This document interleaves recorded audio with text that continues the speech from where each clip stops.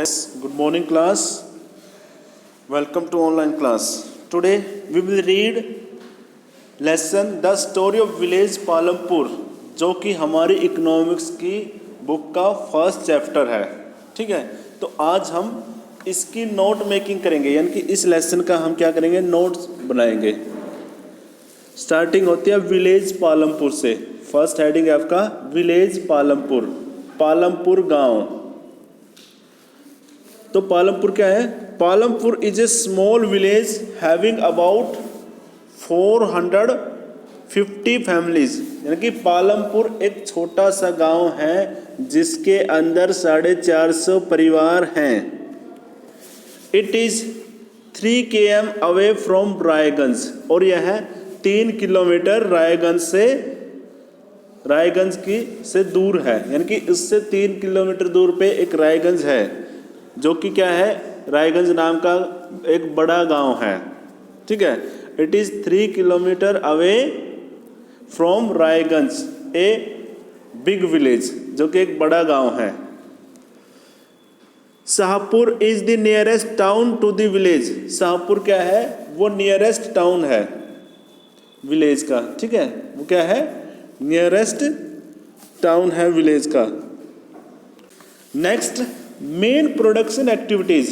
अब इस पालमपुर गांव में क्या क्या एक्टिविटीज़ होती है? प्रोडक्शन यानी कि किस किस चीज़ों का उत्पादन किया जाता है, उत्पादन की क्या क्या गतिविधियां हैं इसके अंदर. फर्स्ट है farming is the main production activity in the village Palampur. Farming is the main production activity in the village Palampur. Palampur गांव में जो सबसे मुख्य जो क्रिया है लोगों की, वो क्या है? एग्रीकल्चर है. ठीक है, फार्मिंग करते हैं वहाँ पे. कृषि इस गांव के लोगों की मुख्य क्रिया है. Most of the people are dependent on farming for their livelihood.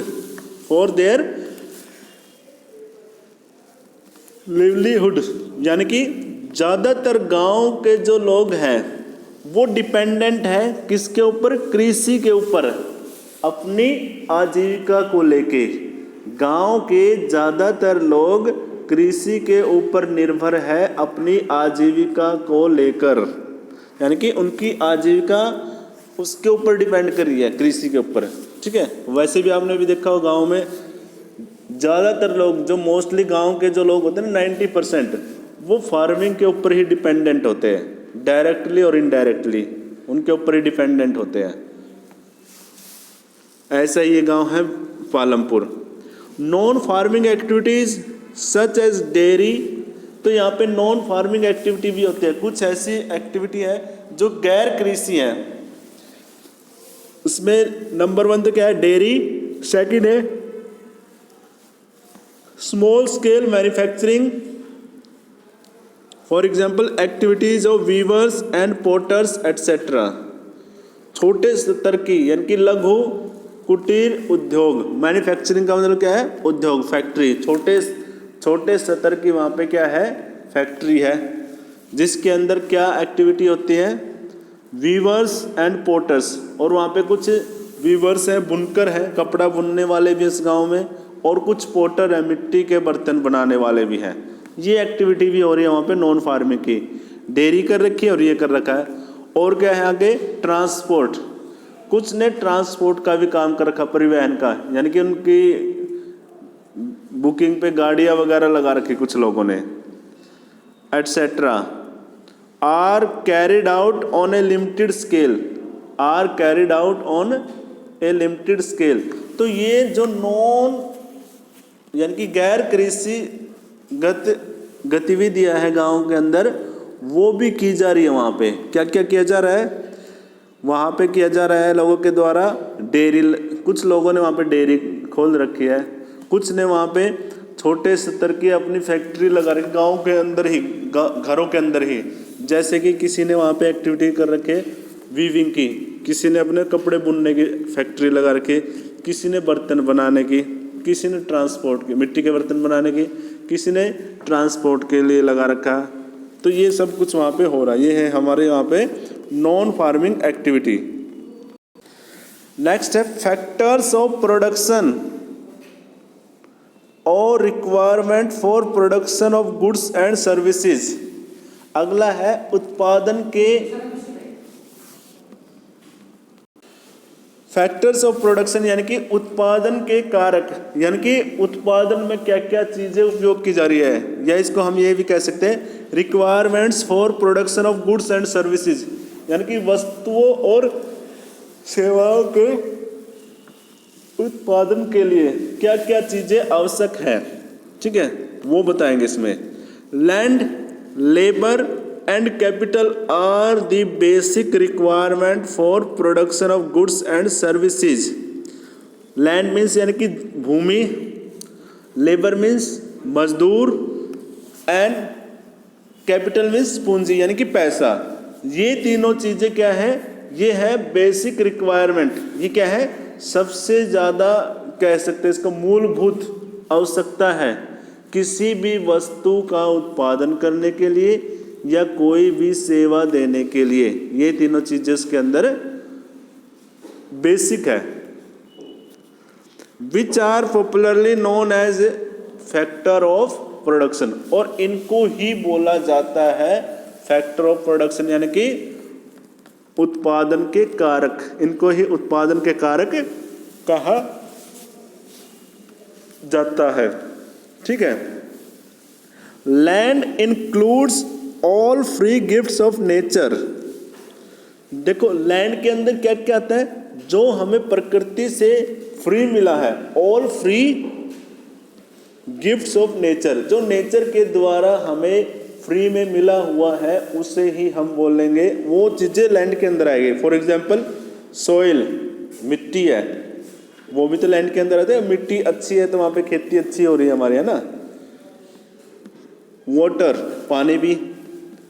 Second है, थर्ड है फॉरेस्ट, और फोर्थ है मिनरल्स एटसेट्रा, यानी कि मिट्टी, सॉइल, वाटर, पानी, फॉरेस्ट पेड़ पौधे, और मिनरल्स होते हैं खनिज। मिनरल्स जैसे कि किसी जमीन के अंदर वहाँ पे खेती नहीं हो रही तो वहाँ पे कोयला मिल रहा है उसके नीचे से, मिनरल्स में वहाँ पे क्रूड ऑयल निकल रहा है ना।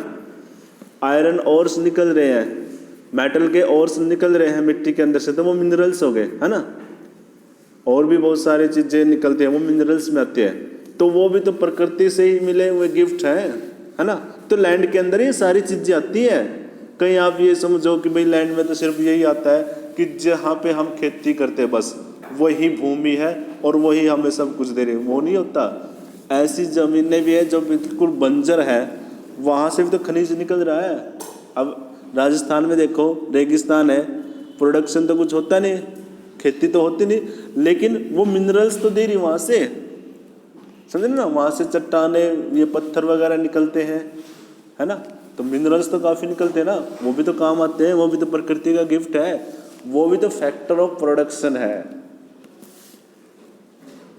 Labour means human efforts which of course include physical as well as mental labour. Labour यानी कि श्रम, श्रम होता है, श्रम का मतलब होता है ह्यूमन एफर्ट्स, यानी कि इंसान के द्वारा किए गए जो प्रयत्न है। विच ऑफ कोर्स इंक्लूड फिजिकल, या तो वो फिजिकल हो या फिर मेंटल हो, है ना।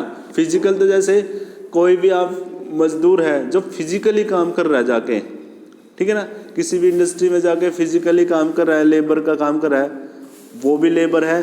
और एक मेंटली कर रहा है, जैसे मैं कर रहा हूँ, टीचर यहाँ स्कूल में पढ़ा रहा हूँ, ये एजुकेशन इंडस्ट्री में मैं आपको लेबर ही तो दे रहा हूँ ना, ठीक है ना। तो वो लेबर में ही आते हैं दोनों, फिजिकल और mental. Physical capital is third requirement of production, और फिजिकल कैपिटल है वो प्रोडक्शन की थर्ड रिक्वायरमेंट है। कहीं पे हम प्रोडक्शन करेंगे तो फिजिकल रिक्वायरमेंट चाहिए, चाहे हम फैक्ट्री में कर रहे हो काम, चाहे खेतों में कर रहे हो, लेबर तो चाहिए वहां पे, है ना। तो क्या है, फिजिकल कैपिटल यानी कि भौतिक पूंजी। Physical capital is the third requirement for the production. Sorry, physical capital का मतलब है पैसा, पूंजी। है ना। भौतिक पूंजी बहुत ज़्यादा आवश्यक है इसके लिए, ये सारी चीज़ें हो भी जाएं तो पैसा तो चाहिए चाहिए। अब अपने देश में इतने सारे मिनरल्स हैं लेकिन हम उनको नहीं निकाल पा रहे, क्यों? क्योंकि हमारे पास कैपिटल नहीं है, फिजिकल कैपिटल, पैसा नहीं है। अभी भी बहुत सारे रिसोर्सेज हैं अपने पास, अपने कंट्री में, जिनको अगर हम अच्छे से एक्सप्लॉइट करें यानी कि यूटिलाइज करें तो हम विश्व की पावर बन सकते हैं आगे चल के, लेकिन वो हमारे पास है नहीं। वही दूसरी ओर यूएई को जानते हैं आप? यूएई कंट्री,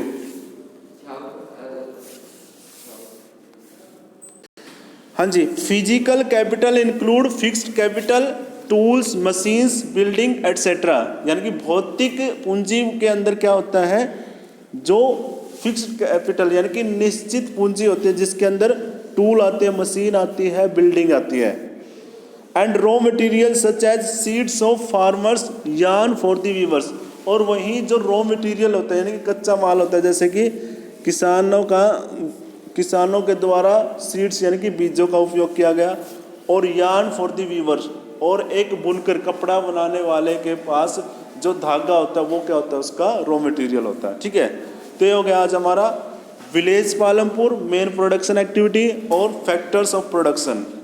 बाकी हम कल करेंगे इससे नेक्स्ट।